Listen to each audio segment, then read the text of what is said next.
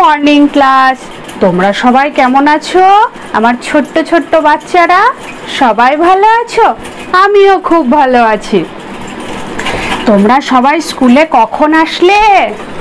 হ্যাঁ, 10টায় এসেছো? সবাই 10টায় এসেছো? কেউ দেরি করনি তো? বাহ, খুব ভালো করেছো। প্রত্যেক দিন সময়েই স্কুলে আসতে হয়, কেমন? আচ্ছা, তোমরা সবাই খাবার খেয়ে এসেছো তো? সবাই খাবার খেয়ে এসেছো? বা প্রত্যেক দিন খাবার খেয়ে আসতে হয়, তোমরা সেটা জানো তো? জানো, তাই না? না, তুমি আজকে ভাত খেয়ে এসেছো না মুড়ি খেয়ে এসেছো? হ্যাঁ, ভাত খেয়ে এসেছো। বাহ, বলো তো ভাত কোথার থেকে পাওয়া যায়? চাল থেকে ভাত পাওয়া যায়। বাহ, তোমাদের তো বেশ ভালোই জানা আছে মনে হচ্ছে। হ্যাঁ, আচ্ছা, তোমরা কেউ ঘুরতে গেছো? কোথায় ঘুরতে গেছো বলো? পাহাড়ে ঘুরতে গেছো? সমুদ্রে ঘুরতে গেছো? বাহ, তোমরা তো প্রচুর ঘুরেছো মনে হচ্ছে।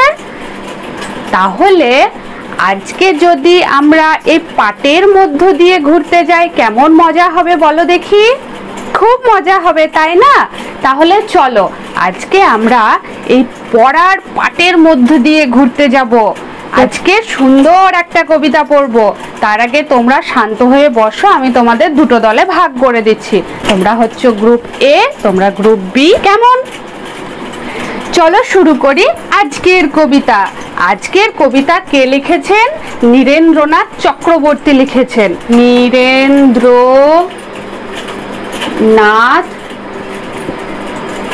চক্রবর্তীর লেখা আজকের কবিতার নাম হলো পর্যটন। খুব সুন্দর না নাম? তো দেখো সেই ব্যক্তির আদব কায়দা, তার চেহারা, সাজ পোশাক কেমন ছিল আমরা একটু দেখে নিই।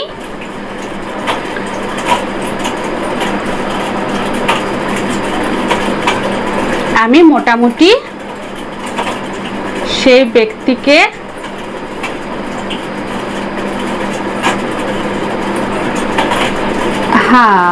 তুলে ধরলাম, কেমন?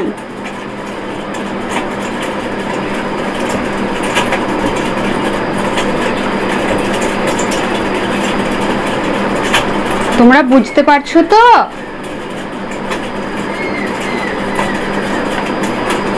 বুঝতে পারলেই হলো।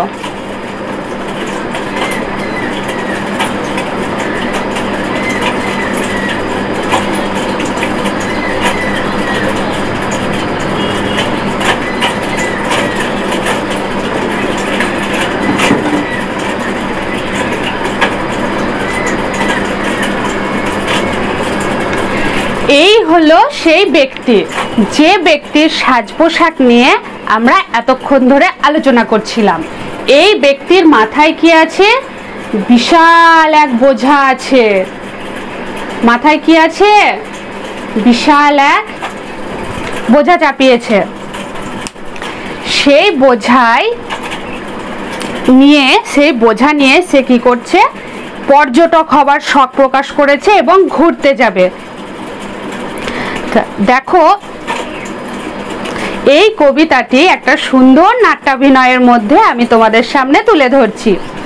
মাথায় মস্ত পাগড়ি এঁটে, গজিয়ে দাড়ি গুম্ফ ছেটে, কেষ্টবাবু কোথায় যান? বাদকশান বাদকশান, কুলির মাথায় মাল চাপিয়ে, সিংহ সম লম্ফ দিয়ে, বিষ্ণুবাবু কোথায় যান? বোম্বাসায় বোম্বাসায়। উড়িয়ে ধুলো মহেশ দাস, ভর দুপুরে কোথায় যাস?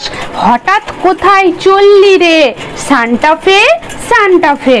সবাই এখন ছাড়ছে ঘর, কেষ্ট বিষ্টু মহেশ্বর। ব্যাপার দেখে হচ্ছে মন, আমিও হব পর্যটন। কিন্তু আমি কোথায় যাই? একটি বিনে টঙ্কা নাই, তাই নিয়ে যাই কোথায় আর? শ্যামবাজার শ্যামবাজার। ভালো লাগলো তোমাদের এই কবিতা অভিনয়টি? এখানে আমরা 4টি জায়গা, 4টি স্থানের নাম পেয়েছি। কি কি? প্রথম হচ্ছে বাদকশান। বাদকশান তারপর কি জায়গার নাম পেয়েছি গো বলো? বোমবাসা। বোমবাসা। তারপর কি ছিল? তারপর ছিল সান্টা ফে, তারপর ছিল শ্যামবাজার। তাই তো, তোমরাও এগুলো খাতায় লিখে নাও এবং এই জায়গাগুলো সম্পর্কে জেনে রাখো। শ্যাম বাজার হলো এই জায়গাগুলো হচ্ছে প্রথমেই যেটা বলবো বাদকশান। বাদকশান কোথায়? বাদকশান হলো উত্তর পূর্ব আফগানিস্তান এবং দক্ষিণ পূর্ব তাজিকিস্তান। কি বললাম? উত্তর পূর্ব আফগানিস্তান এবং দক্ষিণ পূর্ব তাজিকিস্তান এর মধ্যের অংশ জুড়ে রয়েছে বাদকশান। আর এখানে সঙ্গীতের জন্য বিখ্যাত। তাজিক, উজবেক, কিরগিজ বিভিন্ন জাতির মানুষেরা এখানে বসবাস করে। বোঝা গেল? এরপরে হচ্ছে বোমবাসা। বোমবাসা কোথায় আমরা একটু জেনে নিই। ভারত মহাসাগরের তীরে অবস্থিত আফ্রিকা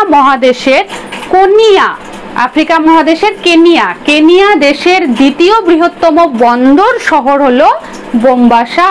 তাহলে দ্বিতীয় বৃহত্তম বন্দর শহর কথার অর্থ হলো যেখানে জাহাজ ওঠানামা, যেখানে জাহাজ দাঁড়ায় সেই জায়গাকে বলা হয় জলজাহাজ, যেখানে দাঁড়ায় ওঠানামা করে, অর্থাৎ মানুষজন পণ্য ওঠানামা করে, সেই জায়গার নাম হলো বন্দর।